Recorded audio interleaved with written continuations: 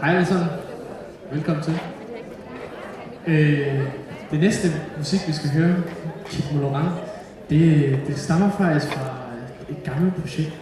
Ikke et gammelt projekt. For nogle år tilbage, så lavede Rosa et projekt, der hed Jammin', hvor forskellige musikere med forskellige baggrunde, med traditioner i alle mulige forskellige musikalske genrer, de skulle mødes og skabe noget ny musik.